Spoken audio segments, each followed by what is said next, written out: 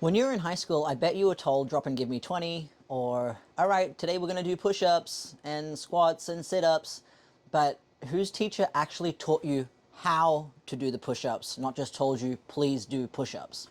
I'm a personal trainer and I experience this story all of the time with my clients. Ugh, Indy, you're the worst. I'm a personal trainer and I've heard this story so many times from my clients. When I go through the intake with them and we see how many push-ups that they can do, they usually say, oh, I've never been able to do this, not even in high school. You know, I used to skip PE class or it was so embarrassing, it was really hard. And every single person tells me that they were made to do push-ups, but nobody ever explained how. And that is why I do what I do. I think that I have a special skill in explaining things in ways that help different people understand. I really like to use visualizations and I figure out what sort of analogy works for each person, and then once I figure out how their brain works, it's easy for me to explain to do an exercise.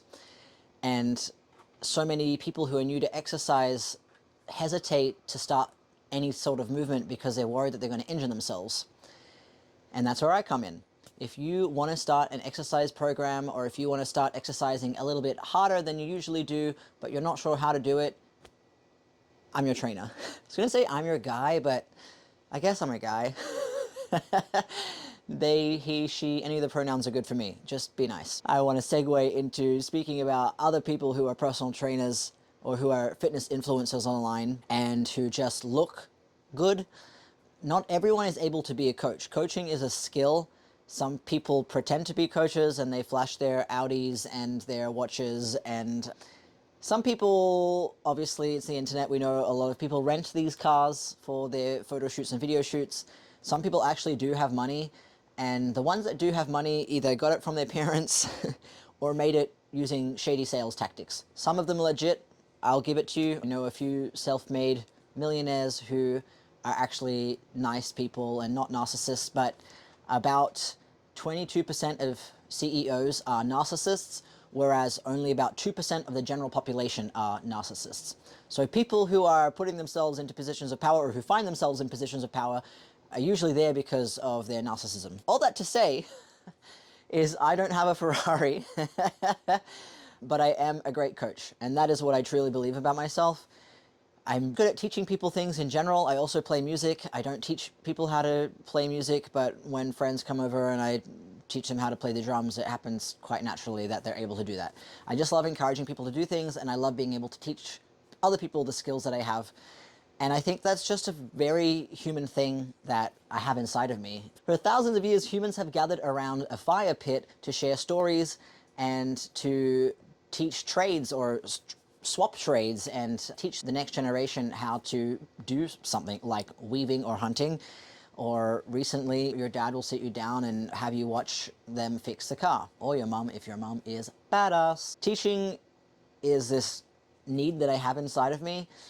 Some people can make a fortune off of it. Other people, just like school teachers, don't, and they deserve a lot more because there are so many amazing school teachers and they have a very important job to do, but we don't really reward them as we need to. You should look for a coach that is a good teacher. I will soon explain to you what to look for in a good teacher, or how you know someone's a good teacher versus someone that's just a snake oil salesman. The fitness industry is highly unregulated.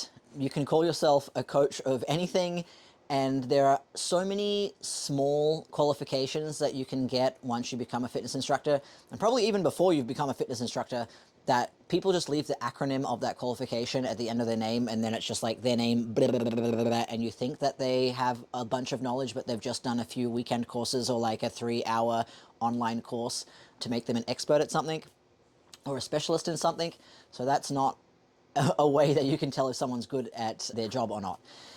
Anyone can be charismatic and shredded and look the part, but that doesn't automatically make them a good coach. A good coach is someone who's not going to cause you injury, someone who's going to help you prevent injury, someone who's going to help you recover from injuries, and someone that's not going to stall or prevent progress. Being good at marketing does not mean you are a good teacher. If someone's content is focusing on their body, their aesthetics, their own personal achievements, and being flashy with their finances, that doesn't mean that they're a good coach. It is probably the opposite. If they don't have any testimonials from people, if they don't have evidence of themselves training other people, they probably don't do that, and they're just creating dodgy sales funnels and employing high pressure sales tactics to get money off of people and say that they've trained thousands of clients, when what they mean is they've robbed thousands of people, and that is how they've gotten your attention, and that's how they've gotten the amount of followers that they have. Going back to what I was speaking about with credentials, credentials doesn't necessarily equal competence. If someone has all of the credentials in the world but no experience or no results, then the credentials aren't going to help them. As we know, a university degree these days doesn't really get you a job. And whenever you try and apply for a job, most people want experience because they don't care what university they went. When you apply for a job, most people want experience. They don't say, what university did you go to? Because that doesn't matter. That's not going to get them results. If you have experience in that area, you're more likely going to get the job. All that to say is, when I did my personal training certificate back in Australia, towards the end of our certification, we had to give out free training and accrue a certain amount of hours of practice before we got signed off and graduated. And the tutor was saying, if you can't get people to train with you for free, how are you going to get people to pay you? And you know, there were a few people complaining in the class, oh, well, maybe they don't trust it because it's free, or they want someone with no experience, blah, blah, blah, blah, blah, which are valid excuses, but everyone did end up getting the hours that they needed.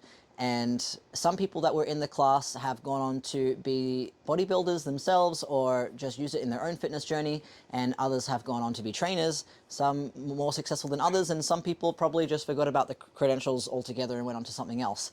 The experience that I've gained in the last 8 years of coaching people is, you can't put a price on it. It is very necessary to practice a skill time and time again, and that's how you get better at it. That's how musicians get really good at what they do. That's how professional athletes get good at what they do. That is how people who are at administrative roles get really good at typing, because they do it every day and they get better and better and better at it because they're practicing. If somebody has all the credentials but no practice, it doesn't mean they're a good coach. You want to see the results. You want to see testimonials. You want to see their Google ratings. Look them up on Google, look up on their website, see if the testimonials seem made up or real. You can tell sort of by the phrasing of the words and seeing if there's different types of writing or if they all sort of sound the same. If there's only ever like an initial or a letter, maybe it's fake. If there are some testimonials with photos, awesome. If there are some video testimonials, even better. That's what you want to look out for. The other thing to be wary of when you're looking for a coach is the people who give you an extraordinary promise in X amount of days. That is a sales technique. That's a marketing technique, and I have fallen victim to that before I became a trainer. Yes, I have a program that's a 60-day program, but it's not really promising anything crazy. It's just do this exercise for 60 days.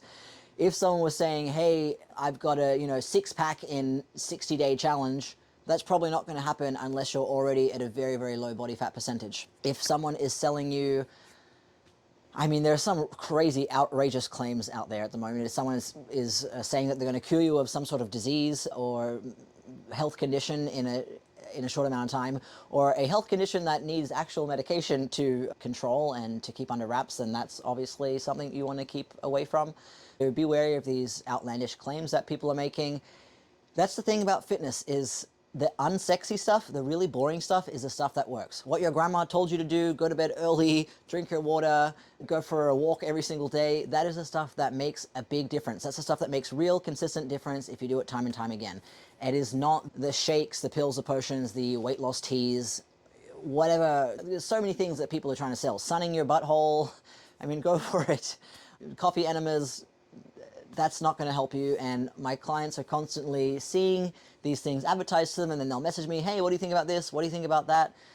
And if I've never heard of it before, I'll look into it. But if I have heard of these things, because they come back every few years, someone else tries it again to sell the exact same thing, just wrapped a little bit differently as a shortcut, because we want the shortcut. We want the change now. We want things to happen immediately. We want things to happen yesterday. That's not realistic, and that's not how I roll. If you want someone to try and help you do that, go ahead and waste your money on them, but it's not going to be with me, because I'm going to tell you how long something's going to take realistically.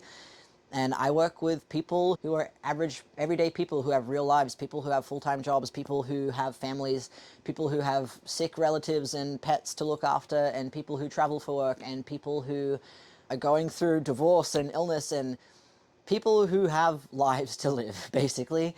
And my skill is training those people and helping them fit fitness and health into their life, into the hours that they have in their day left over. And apparently I'm pretty good at it. You can go and check my Google reviews yourself, and the reviews that I have on my booking page, on my Setmore page. People are quite happy. If you're watching this, I want to make you happy too at some point. Hopefully you grab one of my programs, or even just by enjoying some of my content, you learn something and maybe feel a little bit better and feel less alone, because maybe you've been taken for a ride before from someone that's trying to sell you something that doesn't exist, or trying to sell you something that's fake. Or maybe you've seen a trainer that's been quite mean, or didn't understand your disability or your neurodivergence, and didn't really take that into account in the exercise program that they created for you. Maybe you had an injury and they said, oh, just ignore the pain, you'll be fine, work through it. Maybe they put you on a diet and gave you a food plan when they're not a dietitian. They just assume that they know how to put someone on a diet, and they make you starve, and then you've been really, really hungry, and maybe you've had an eating disorder and you're coming out of that. I am your trainer. I'm the trainer for you. I have had coaches that basically gave me an eating disorder in the past, and I would, I remember my grandma's 70th birthday. It was at a restaurant, and it was amazing Croatian food, delicious menu, and my mouth was watering the whole time. I didn't touch anything. I didn't even have a slice of my grandmother's 70th birthday cake, because I was so deep in my eating disorder and worried about what I looked like, and at the beginning of my personal training career, that I brought my own food from home in Tupperware to eat at the function. And that's not even the lowest point of the eating disorder, but I've been there. I've put pictures of people with hot bodies in the snack section of the fridge or the snack section of the cupboard to look at that and be like, oh, do I really want that Tim Tam? Like, I've been there. So if you want someone that understands you in your neurodivergence and in the way that your brain works and your demand avoidance, I am the one that will help you out. So if you want to write any questions that you have in the comments, questions that you haven't really trusted anyone else to answer truthfully, or questions that you've been too embarrassed to answer, or didn't think that any mainstream fitness influencer out there has had the ability to answer for you, or you haven't felt safe asking them, please ask away. Send me a DM, write it in the comments, and I'd be happy to answer that and turn your answer into some content. Thank you very much.